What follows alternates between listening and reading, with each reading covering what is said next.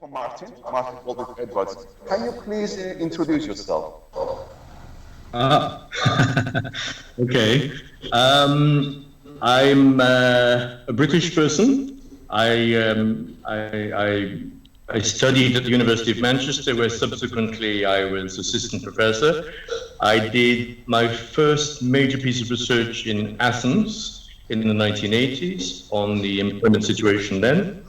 I founded the Mediterranean Migration Observatory in 1999 in Pandion University in Athens, which unfortunately we closed for reasons I won't go into, in 2014. The most relevant piece of research, there were two. The biggest one I think is 2010 for the London School of Economics, financed by the Kuwait Foundation, where I did a big piece of research on everything we could find out, all the statistical data, all the realities we could find about the situation of migrants in the Gulf countries, 5 Gulf countries.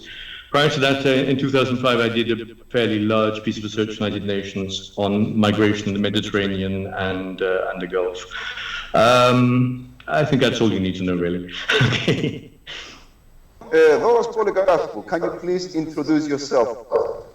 Yes, I'm a Cypriot, born in Cyprus at least, and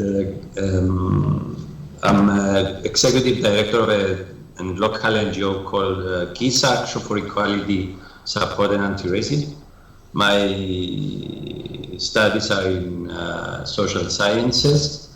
I used to work for several years in the field of with young people, and then also with in the field of domestic violence and protection of survivors. We want to say of domestic violence, and since 2007.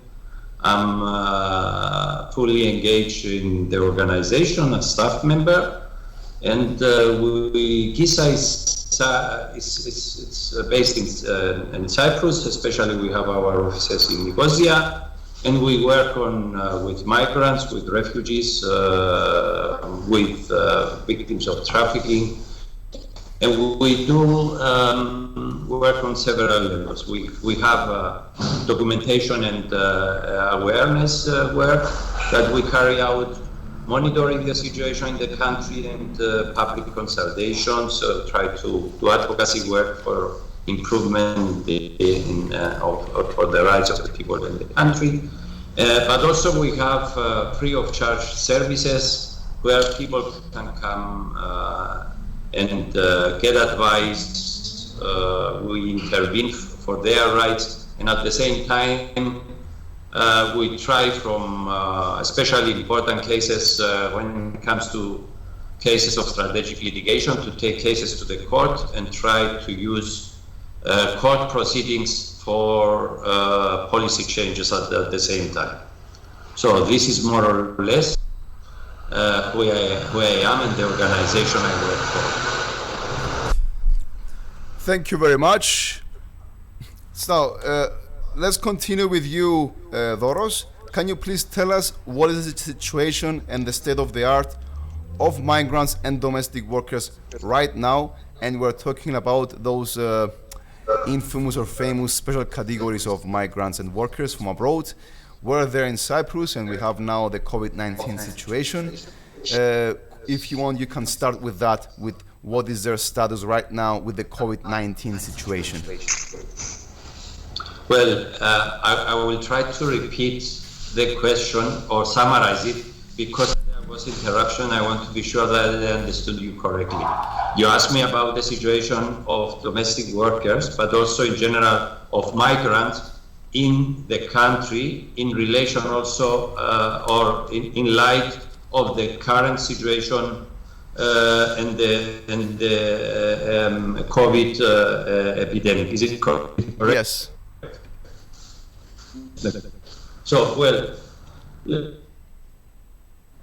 It's important to say a few words about the migration model that we follow in Cyprus in order to understand that we are eventually the only European country, member of the European Union, that has a policy that is has more relation and similarities with the Middle East kefala system rather than the migration models and regime we are known in the rest of the EU.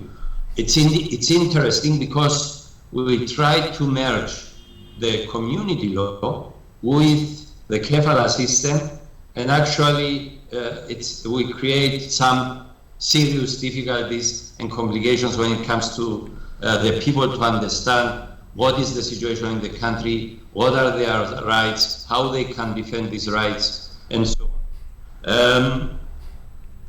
Cyprus decided to put in place a migration regime in 1991, and the decision was, the whole philosophy of migration was on a A4 paper, and more or less the idea was that we need migrants to work in areas where we cannot find at that time Cypriot. For this reason, they will be the last who can enter the company. It means that the employer must prove that there are no Cypriots available for this job, and then he will get a limited time permission to employ migrant with the obligation to replace this migrant as soon as possible. Cypriot workers are available for this job. Not only this, but there is an active obligation of the employer to take measures, put measures in place to improve the conditions so that Cypriots will be attracted by this job in order to replace the migrants. This is the whole idea of the migration model that exists until now. And of course, you can imagine that it doesn't work because we believe that we can replace,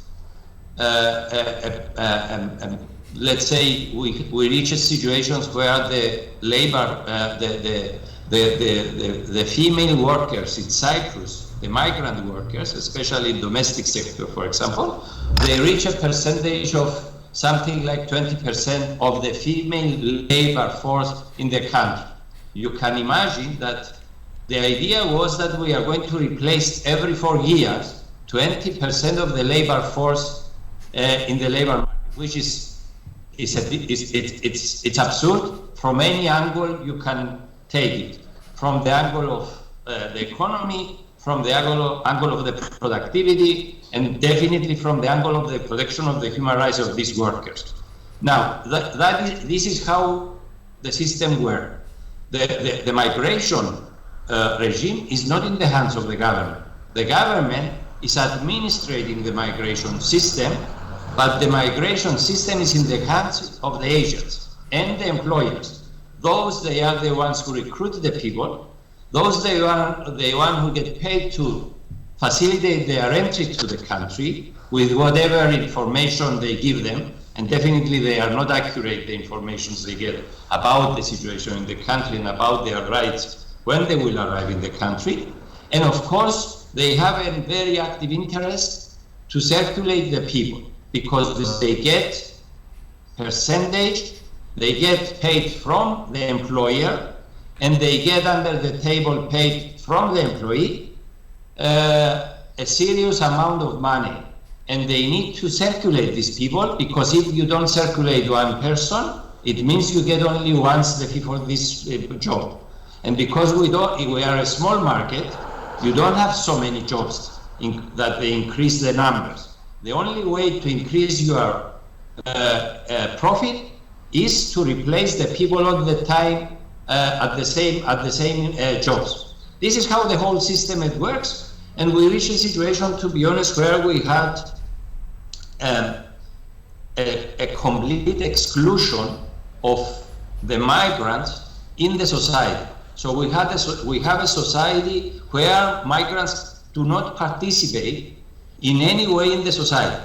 They have a different discriminatory health system until recently. So they were paying private health insurances, and these private health insurances did not cover, for example, a visit to the dentist. Didn't cover a visit to the gynecologist.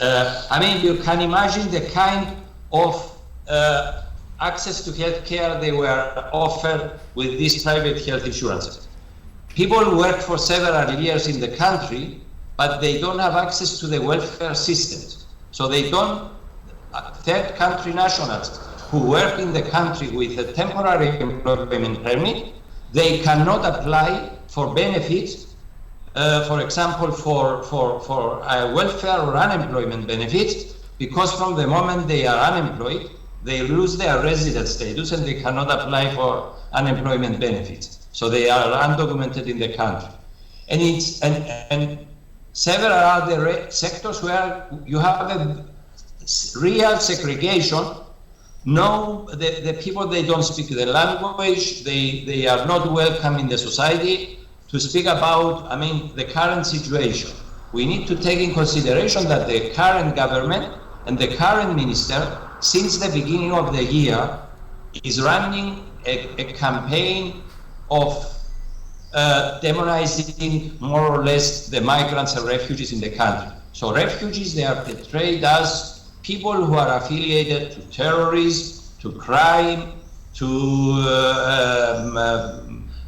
fundamentalism, and a lot of other aspects, but in a very aggressive way.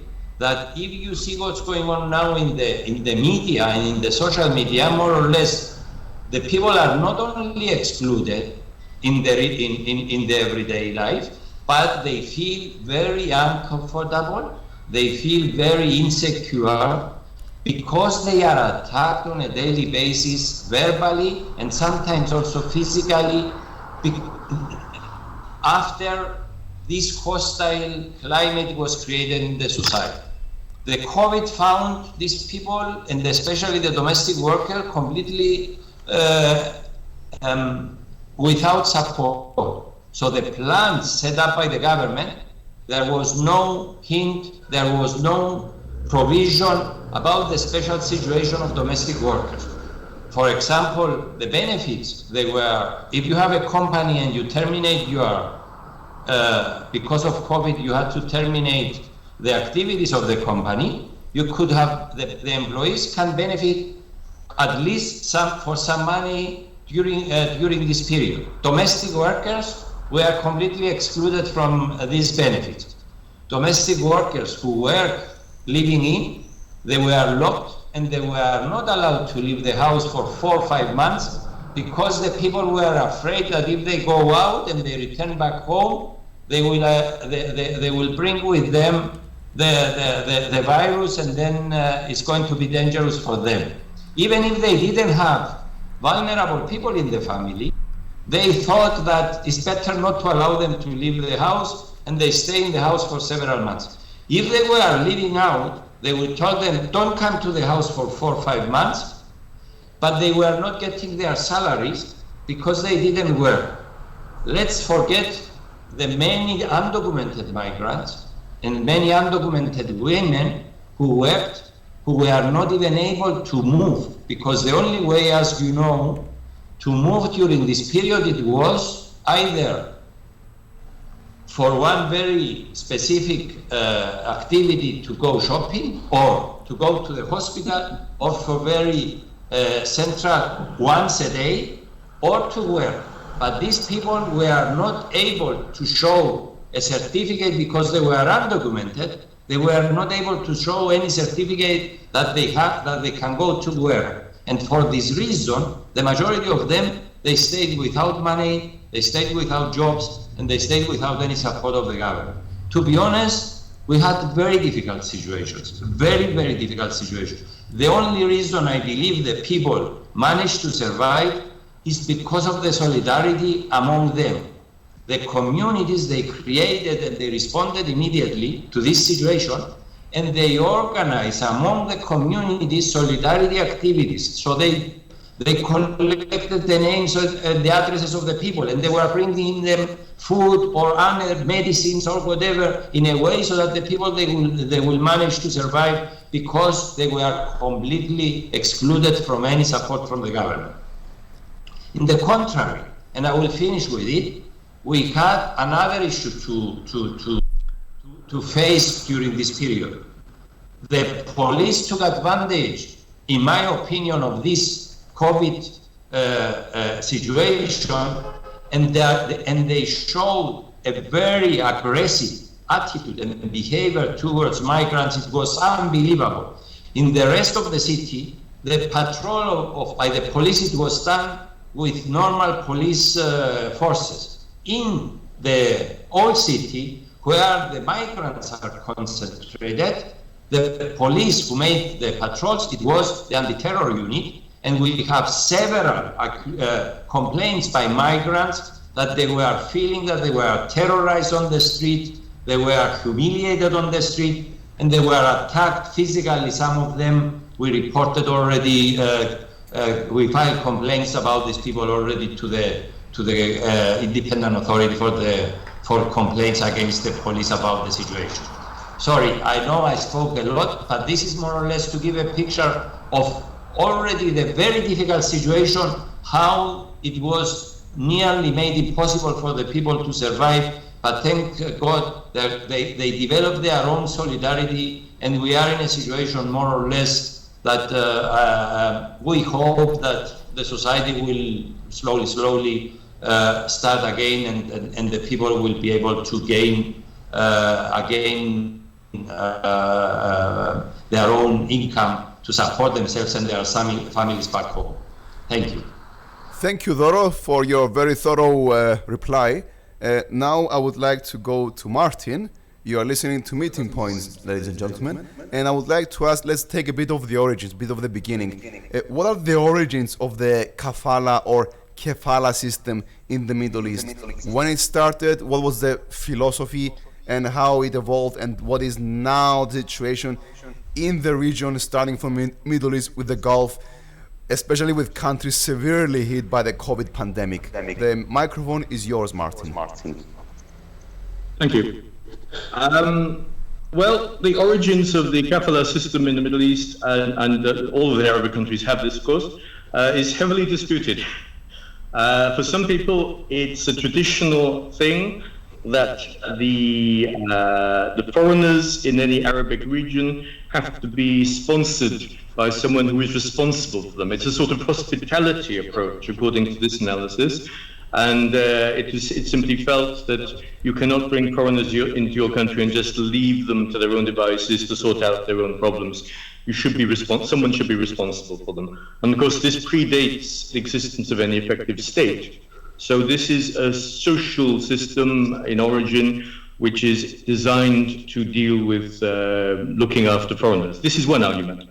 Another one that comes from the earlier, very temporary labor migrations of the 1930s and 40s, and it was really formalized in the 1950s with the large oil discoveries, and the need rapidly to bring in a lot of mostly unskilled, some skilled people to deal with oil exploitation. So it really was, in a sense, a big economic decision that they could not exploit their oil.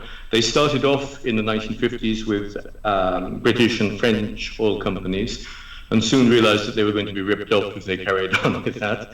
So they decided to take control of their own destinies, and they needed to do it quickly. And the kafala system seemed a logical way at that time to quickly bring in a lot of people and somehow keep them, in theory, they thought, under some sort of control. Well, we can now say that they're kept under far too much control in some respects, and not under any control at all in other respects. And the reason is, as pointed out by my colleague, that the kafala system interposes the employer or the sponsor between the immigrant and the state. The state becomes a marginal actor in its own country. This is very problematic if you have anything other than very idealistic and very well-intentioned employers, which I'm afraid no country has such things. There are always people who look to take advantages to make more profit by not obeying the law and maybe just feel like behaving badly. Sexual abuse, for example, particularly with domestic workers, is a very common problem. So basically, it's the lack of role of the state on the one hand, but as soon as the employers make a complaint, at least historically it's getting better in some Arabic countries, then the state will intervene with the police and the courts and treat them very, very badly and ultimately imprison or deport them. So the kafala system is intrinsically an Arabic system. I can tell you one strange thing, which probably nobody knows. The Netherlands brought in such a system several years ago, and it uses this sponsorship for highly skilled immigrants mostly. And they actually copied it from the United Arab Emirates, where they went to study it. So we have one weird European country which decided to copy the kafala. It's not exactly the same as the Arabic countries. Now, across the Arabic world, there are big differences between the kafala systems. They have emerged in different ways. They all have the similar characteristics that is in Cyprus. Recently, Saudi Arabia announced in February, in fact, that it won't wish to abolish the kafala. I'm waiting to see what they're going to put in its place, but they announced this. But the problem with the kafala system is that the state is not in control, even though it thinks it is. And what we've seen with the coronavirus is the state reacted, I think I can say in every Gulf country, rather rapidly, rather efficiently, in terms of protecting its own citizens. So the first case was in the United Arab Emirates at the end of January, which is a family from Wuhan in China. And within a few days, there was control of the flights, and later on in February, and then in other countries, most of the transfer of infections was from Iran, which is the hub of coronavirus problems in the Middle East. So the response of all of these countries was quite similar to Greece and I think Cyprus. It was to control flights, it was to impose curfews at one point, lockdowns. However, there is one thing which you could predict, which is this, that the people in every country who are required to carry on working for things to basically function, like electricity and telephones and basic services, are all the low-paid, exploited people anyway. And in the Gulf countries, these are all immigrants. So basically, the immigrants were forced to carry on working in essential sectors, whilst the population was largely protected. So it's for this reason that the coronavirus has spread very aggressively across the immigrant communities and hardly gone anywhere in the citizenship community. So, for example, in Qatar, which is quite a small country, it has latest data around,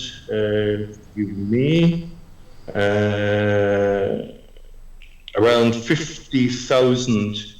80,000 cases of coronavirus, but the death rate, which is the highest ratio in the world of population, but the death rate is very, very low because the immigrants are healthy, mostly male, and they are surviving the coronavirus quite well for that reason.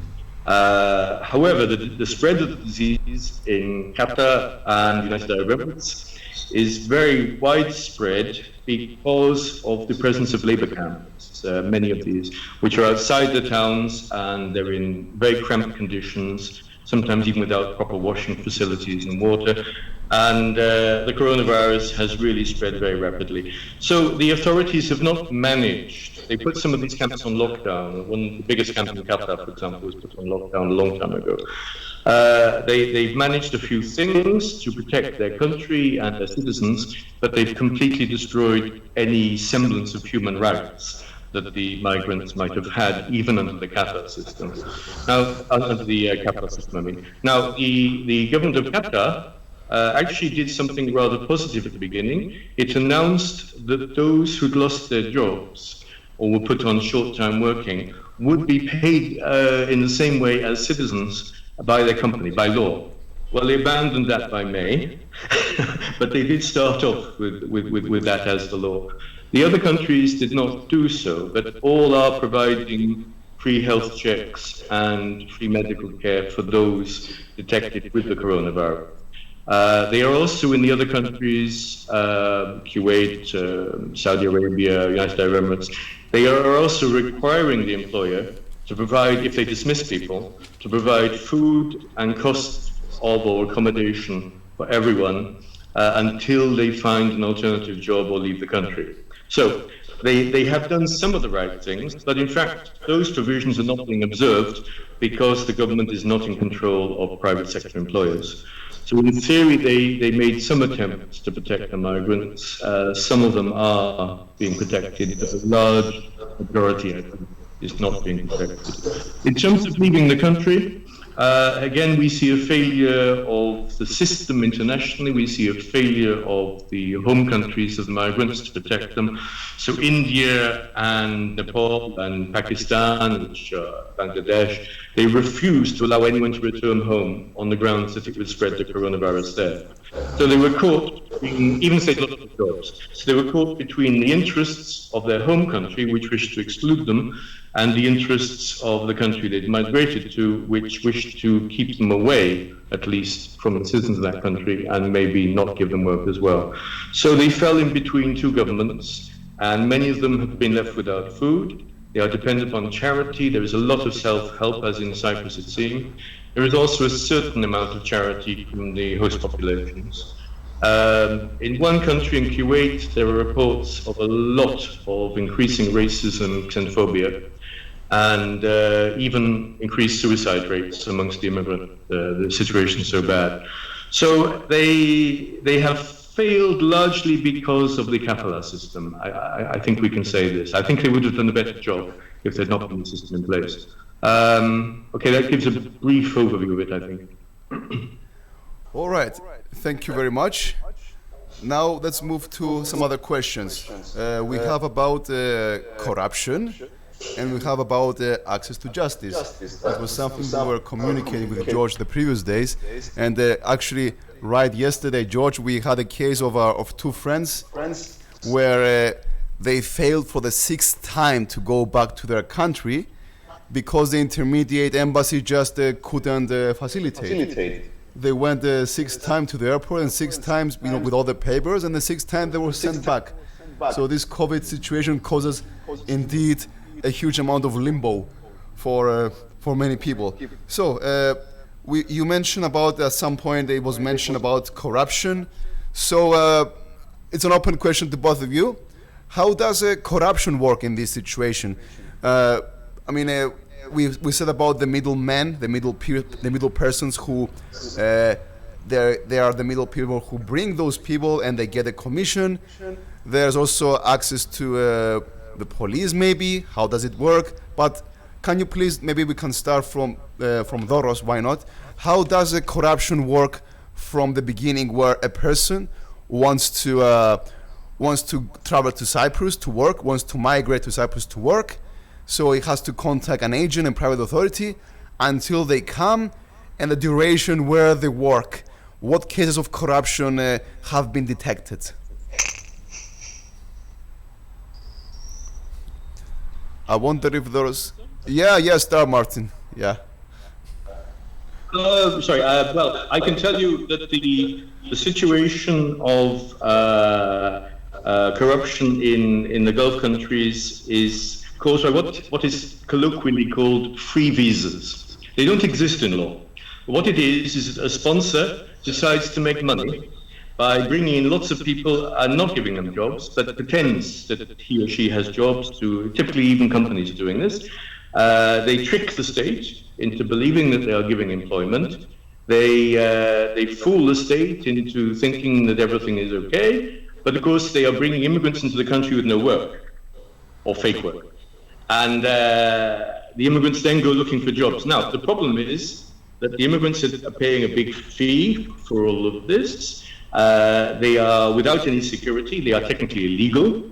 And they often prefer to do this because the confining conditions of the kafala system are thought to be so negative, tying you to an employer that you can't escape, you can't do this if they don't pay you, it's very difficult to sort it out. So many migrants choose the corrupt process and deny themselves their legal rights by going down that avenue. Now, with the coronavirus, these were the first people to be vulnerable because they have no legal status.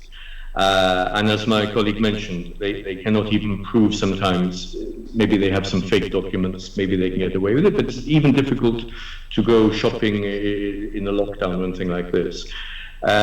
So the corruption there is systematic, or systemic rather, it's widespread and it's known. It's been known for decades by the authorities. They don't have solutions, they don't like it. They try increasingly to prosecute some of the fake employers who do this, but they haven't had much success.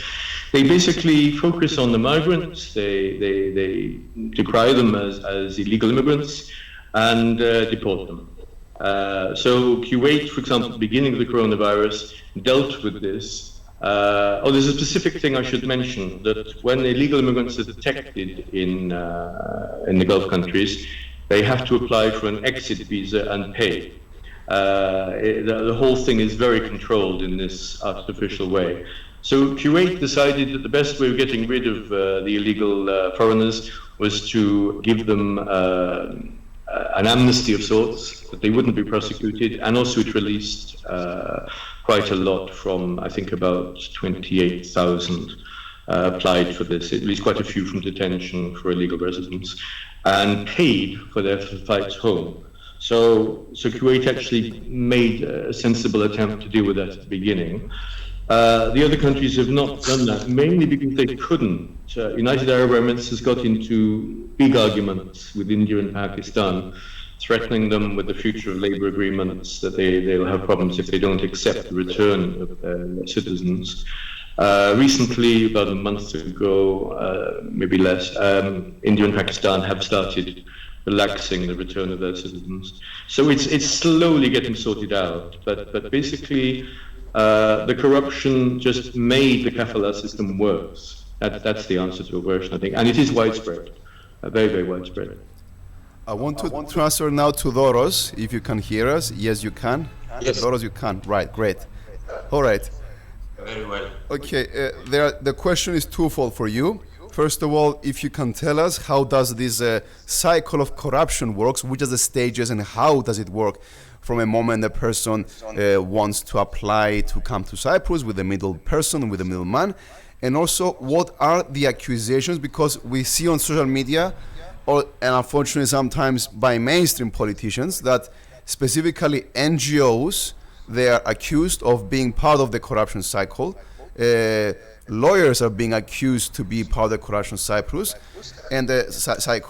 and also your name specifically, and Gisa made an announcement in answer to some accusations. You have also been accused of being a part of the problem, specifically you and Gisa, and also that you are part of the system of corruption. So, by the way, please reply to those accusations so people know what they are and what have you been accused for. The microphone is yours.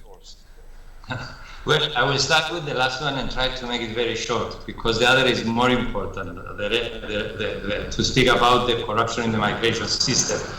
As I said, the current Minister of Interior, from the very beginning, he concentrated on two issues. First of all, to put the migrants and the refugees in this country in a light of,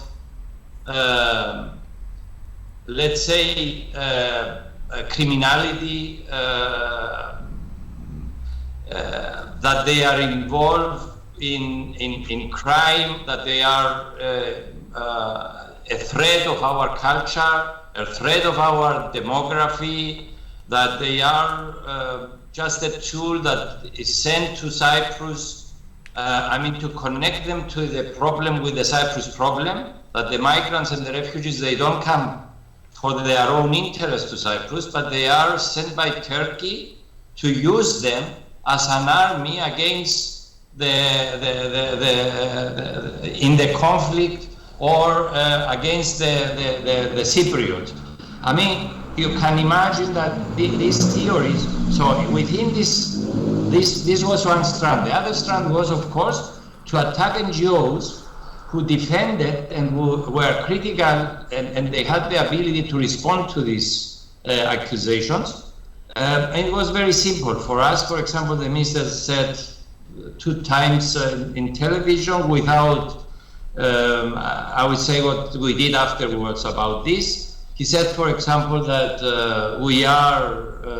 he's very much worried because we work with INAR, the European network is the main network in Europe funded by the European Commission to fight racism, INAR, in Europe, and he said that Kisa, he's very much worried because we work together with INAR, and INAR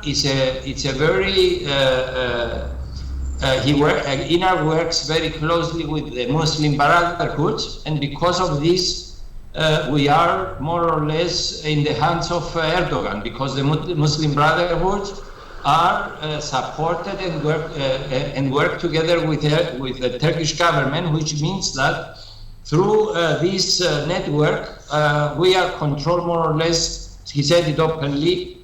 He said that there are valid information about involvement of Kisa in money laundering, and there is clear, information about and serious concerns about involvement in terrorism. You can imagine. I mean, INAR responded. February, we sent a letter to the minister and asked him to either support his statement or openly and publicly apologize for what he said.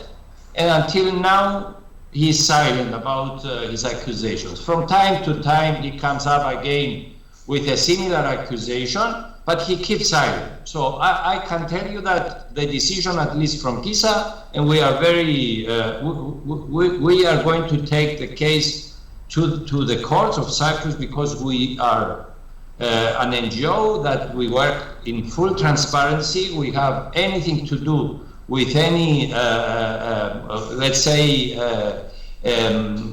activities outside the legality. We don't have any affiliation with any fanatics, whether they are Orthodox or Muslims or whatever. This is not, and we are not going to allow anybody to put this shadow on us and on this organization. This is the reality that we have when it comes to the accusation. Kisa works only without any support from the Cypriot government. For 10 years now, we don't have any funding from the Cypriot government. Our funding comes mainly from participation in European programs with other civil society organizations. Our accounts are audited by external auditors every year. Is there? They are on the website. Published, and we are going to defend this organization and the work we do, and we are not to allow anybody to to use this propaganda in order to either threats us or make us afraid and not be so critical to the policies or to the migration practices followed now. But corruption is a serious issue in this country. Cyprus is, for the last year, every at least month, in one international media, either international reports about the serious problems we have with corruption in relation, for example, to the so-called golden visas. We have the so-called free visas as well in Cyprus, but this is not the main corruption area in Cyprus, to be honest. So we speak here about a big trade of European passports. We have nearly any dictator around the world, we offer Cypriot passport. I mean, people who are now chief of police of dictatorships, people who are wanted by their countries for serious, economic crimes, royal families that they are princes who are involved in human rights violations. We have all kind of people, of these people that they have open doors in this country with, of course, considerable, I mean, billions, some billions. The Cyprus government announced that they earn from this sale of Cypriot passport. And of course, we need to see how the migration system it was built in Cyprus. Can you imagine that in the 90s, nobody knew how to manage migration in Cyprus? There were only two categories of people and occupations who were already involved in this. One was the owners of cabarets, because these were the only operating structures before 91 who used to know how to recruit migrant women to work in the sex industry in Cyprus. So the owners of the cabarets, it was one category, and the other category was migration officers. So these were the two categories who then became active, and they built the structure of this kefala system in Cyprus in the 90s, how to recruit and manage migrants in this country. And to be honest, we had very serious problems there. As it was said by my colleague before, if a woman complained, a domestic worker in the past complained about sexual harassment or even rape, the police at that time, at the beginning, was calling the employer, asking him if it's true or not. And of course, the employer said, this is a lie. And the result was that these migrant women were directly brought to the airport and were deported back to their country because they complained about about gender-based violence. So this was how the system was built, and we still have a lot of corruption because right now these people, they inform migrants in their countries. For example, we have thousands of students who come in this country with the impression that they are going to find an open society with a lot of job opportunities, even with a possibility in 1 year to transfer from a Cypriot college to UK or to the States and continue their studies there. I mean, these are the promises they give to the people, and they attract them to come in this country. Some of them, they pay for a so-called free visa, 14,000 euro, 10,000 euro. The minimum is 7,000 euro, but we had up to 15,000 euro. We have students who pay between 4,000 and 8,000 euro to come to study in a so-called university, private university in Cyprus. And when they arrive, they realize that this university and this study doesn't even exist. And these people then, they are so vulnerable that they become again in the target of these exploitation rings, because they need to be given new solutions. They cannot stay, they cannot return back with what they already paid, but they don't have a solution on how to deal with the reality. And it's here where you have the new exploitation rings who offer them, for example, an attractive marriage of convenience with a European citizen, or to pay a visa and get them under the asylum procedure with the promise that they are going to facilitate then their entry to Europe. All these corruption mechanisms exist. We have evidence. We inform regularly the police about this. We ask the police to form a common committee to deal with this situation. But to be honest, our state is more interested on keeping these people vulnerable because we all benefit from this situation. The employers benefit from this situation, the agents benefit from this situation, the lawyers benefit from this situation, and this is why we are not very much, and we don't show the will and the political will to change this situation. We can do it, but there is not enough will to do it.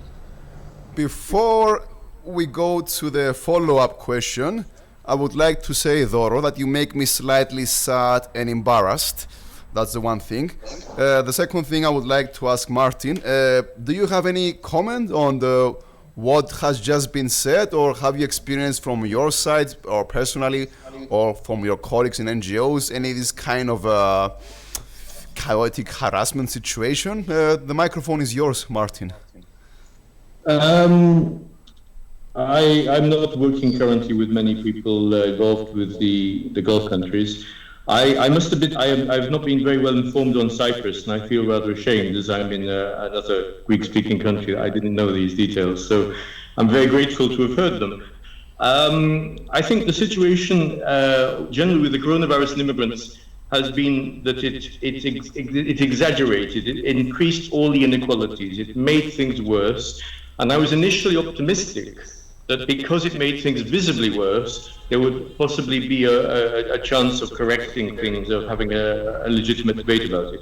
In the case of the Gulf countries, this is not true, because they are actually in an economic crisis caused by the collapse of demand for oil. The whole situation is very unstable. For example, in the Gulf countries, in the United Arab Emirates, the Chamber of Commerce estimates that up to 70% of private sector businesses may go bankrupt because of the coronavirus. So they are facing an economic crisis which is going to be far worse than anything they've ever faced. And the immigrants know this, and many are staying there in very bad conditions, even given the opportunity to go home, risking the coronavirus, risking being unemployed, risking not having food, because they fear that if they go back home, they will not be able to support their families. Because the extent of remittances in the global economy is going to be very badly damaged in the future. So the knock-on effects for third world countries are very serious. The knock-on effects for human rights, I think, are going to be serious. And I don't wish to be so miserable, but I'll say it. I don't see anything good coming out of this at all, but I hope I'm wrong. Those are my comments. Thank you very much. Thank you very much. We're supposed to be our final question, but maybe we have time for more. We have been wondering with George, because there is this kind of in Cyprus and abroad, in our region, this discourse war about the migrants, about the domestic workers, they're like this, they're like that.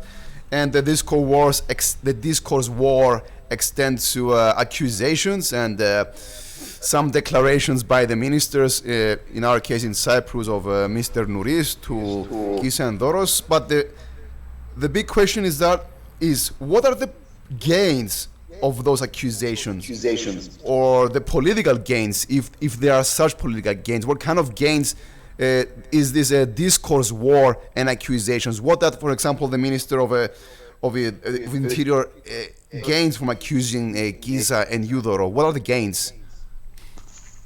Well, I think, first of all, I think you should not feel at all.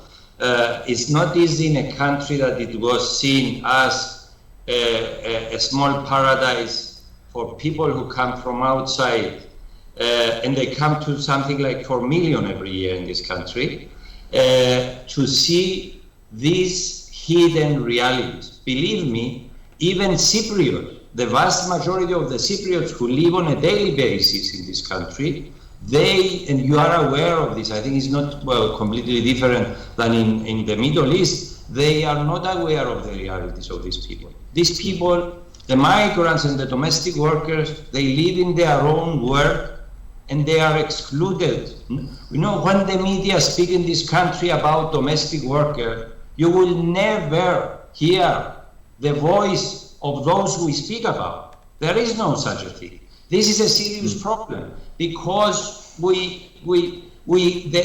migrants, they are not visible. They don't have a voice. They don't have rights. They are there to offer their labor force. If they are lucky, have a good labor relation with their employer and get paid for their work. Definitely not according to the serious contribution in this country, much less, but they are lucky if they get paid at all. This is the reality that we have in this country, and this is why I believe that we got used to it now. It runs like this for the last 30 years. It's very difficult now. We need a visionary politicians. We need people who can come and say, let's rethink this whole concept, because it doesn't work, because we created a society that there are 2 or 3 categories, 2 or 3 levels, people with less rights, people with less dignity, people with less whatever, because of their nationality, because of their status, because of their color. We cannot continue as a European country, in my opinion, as any civilized country, it's not just the European or not, to treat people in this way. I think we need to find the possibility to put this on the agenda and say, we need to decide to build again a migration regime that enables the people to come and work and stay in this country and offer their qualifications, because this is migrants, they have a lot more they can give to the society if they are given a chance, but they are not even given the chance to do it. They are not allowed to work more than in one employer, let's say. But what is this? They cannot. They want to do work and economic activities, and they are prohibited. I mean, it's against the basic principle of this the development of this world, such an approach.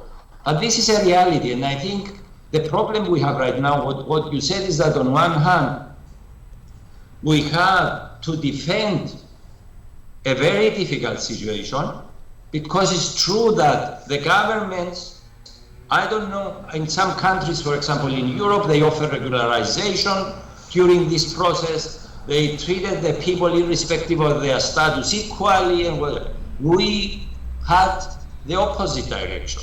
So we had a situation where nobody wanted to speak about the migrants, that they also have needs because of the coronavirus. Everybody was thinking that, no, now we have to concentrate only on our people. But who are our people at the end of the day? Why there are our and their people in a society where we all live together? This is something that we experience this period. So at the same time, to defend these rights, but also to ask the people that we need to bring changes, is a difficult situation. And I am also pessimistic, to be honest, that we don't have currently much space for these needed changes. They are so much needed for the whole society, but I'm not so optimistic that our politicians, the policy makers, the decision makers, they are interested to take, and I will come with this, why they do this, why they play this game, what do they gain out of this? Yeah. You know, it's a catch-22 game. It's a catch-22 situation, I believe. These people, they are not able to deal with the problems because the problems are there. The populists, they exaggerate these problems. the neo-Nazis and the far right, they are using these problems for their propaganda, and then instead of dealing with this problem, the problem comes and becomes so big that the politicians, the only reaction they have to this is, you are right, and we are going to make the situation worse. But once you say you are right, we are going to make the situation worse, to justify your policies you want to implement, to restrict the rights of the people, you get into a new circle of increasing of the violence, in one new circle of increasing the hostility, and it's a matter of time that you will reach a situation where the measures you already took are not more enough, and you have to take new measures to prove that you are doing worse and worse the things. This is the problem I have, and this is what I believe it happened with our minister. You know, it's not a coincidence. Gisa said from the beginning in January that we can guarantee that these plans announced by the government cannot be put in place if we continue to be a European country, a member of the European Union. The European legal framework does not allow such changes. So what is going to happen? Either the minister will operate outside the law, he will implement his policies by not respecting community and the law, which means a serious attack on the state of law, on the rule of law state, or the minister will fail, and then the neo-Nazis at the next elections will say, you see, even this minister who said exactly what we said, at the end of the day, he didn't do anything. So, who is going to benefit from this situation? Of course, at the end of the day, at the far right, the populists, those they want to destabilize the society for their own benefits, this is going to happen. This is why we tell the politicians, you attack us, but at the end of the day, you shoot your leg, because this is what is going to happen. If you don't protect the civil society organizations who work for democracy in this country, at the end of the day, you are not going to be able to defend democracy, and you will see it. Right. Thank you, Doro, for your extensive answer, I should say. I would like to repeat the question to ask for the perspective and comment of Martin, because you are in Greece. How does the discourse war works in this case, especially how it is intensified with the COVID-19 crisis? So any comment from your side, please, Martin? I didn't hear the question very well, but I'll try to answer what I thought I heard. I think the problem is that we are missing a discourse of what immigrants are in our societies. The kafala system, for example, insists immigrants are temporary.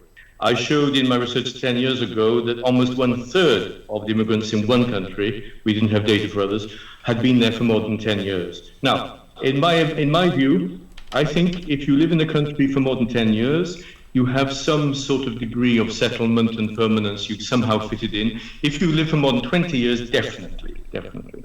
And I think we have to have a political discussion which is accepted by left and right, that there is a mechanism by which people who wish to stay in a particular country for a long period of time are ultimately accepted. Even Saudi Arabia now accepts that people who live for more than 20 years should be able to become Saudi citizens. So I think that is missing. It's a polarized left-right debate, with the left emphasizing certain things, the right emphasizing, let's not talk about it, but we know what we're talking about.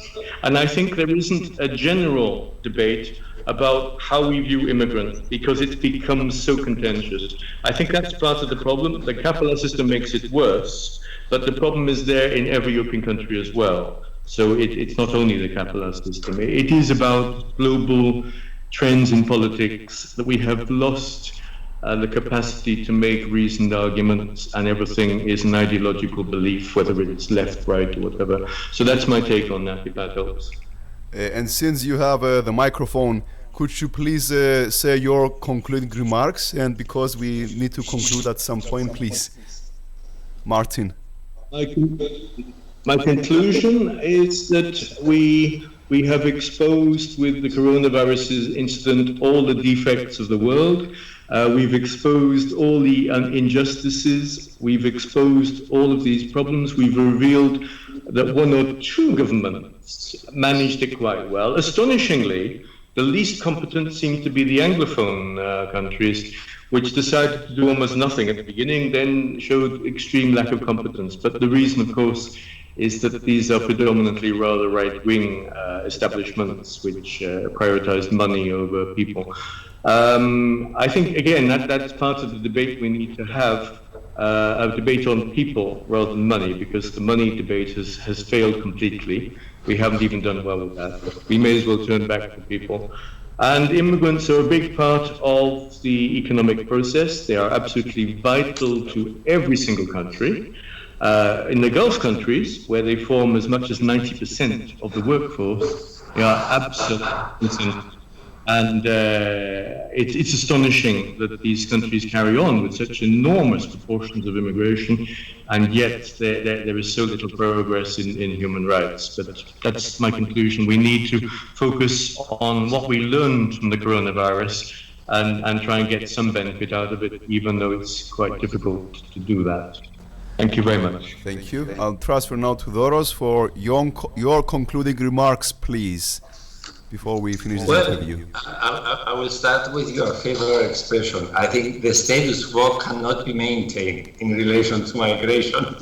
So it seems as if I think I borrow it from the Cyprus problem. You can imagine that the current status quo cannot be maintained, as the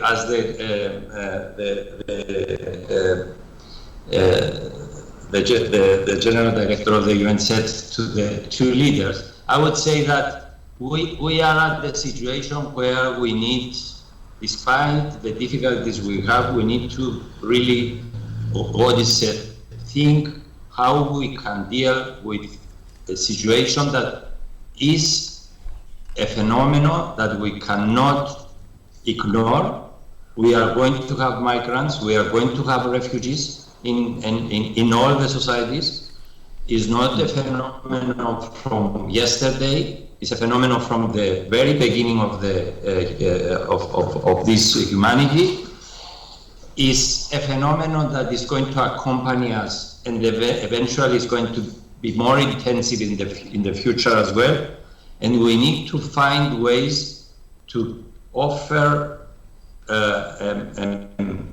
the structures and the space to the people to live together, peaceful, to respect each other, and gain from their differences rather than feel threatened from their differences, whatever differences. I think we need to rethink this situation, and we need to find the strength to give up the current policies that they are very much oriented on how we can restrict the rights of the people, how we can control the people, how we can, which it doesn't work at the end of the day. It's what you say, I mean, you can, in Cyprus we said we are going to replace the people every 4 years. We have migrants, we have second generation, and nearly we are going to reach a third generation.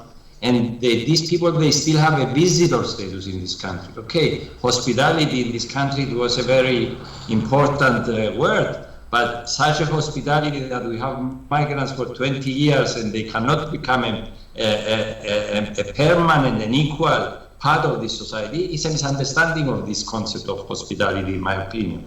So we need to rethink this situation, we need to work together, and we need to persuade our society to overcome their fears and see the positive elements of this coexistence and this cooperation. I think this is what is important to be done right now, and we need to work along these lines despite the very, very difficult conditions we have currently.